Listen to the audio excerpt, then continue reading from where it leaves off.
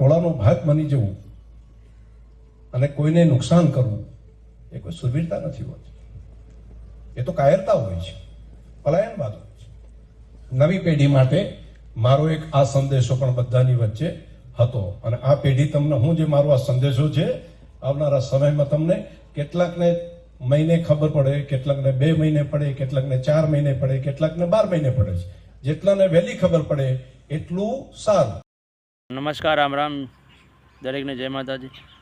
મિત્રો, વાત કરવી છે કે જે વચ્ચે ચૌધરી સમાજ અને રબારી સમાજની જે બબાલ થઈ હતી એને લઈને વાત કરવી છે કે જે આપણા જે માન્ય શ્રી શંકરભાઈ ચૌધરી શું કહી રહ્યા છે, લોકોને સંબોધન કરી રહ્યા છે, શું કહી રહ્યા સમજણ માટે વિડીયોને લાઈક કરજો, શેર કરજો અને અમારી ચેનલ નવા મિત્રો આવે ચેનલને સબસ્ક્રાઈબ કરજો. અને અમારો જો વિડીયો તમે યુટ્યુબ પર જોઈ રહ્યા છો ચેનલને સબસ્ક્રાઈબ કરજો અને ફેસબુક પર જોઈ રહ્યા હો તો અમારી આઈડીને ફોલો કરવા વિનંતી. ને આ વિશે તમારું શું કહેવું કોમેન્ટમાં અવશ્ય જણાવજો.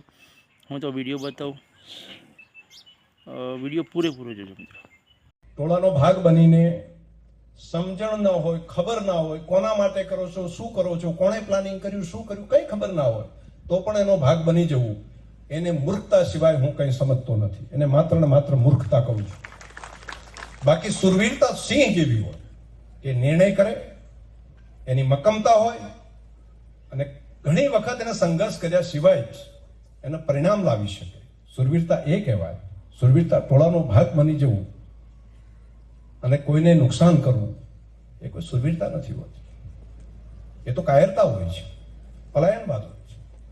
નવી પેઢી માટે મારો એક આ સંદેશો પણ બધાની વચ્ચે હતો અને આ પેઢી તમને હું જે મારો આ સંદેશો છે આવનારા સમયમાં તમને કેટલાકને મહિને ખબર પડે, કેટલાકને 2 મહિને પડે, કેટલાકને 4 મહિને પડે, કેટલાકને 12 મહિને પડે છે. જેટલાને વહેલી ખબર પડે એટલું સારું. એટલે મેં મારું કર્તવ્ય બજાવ્યું.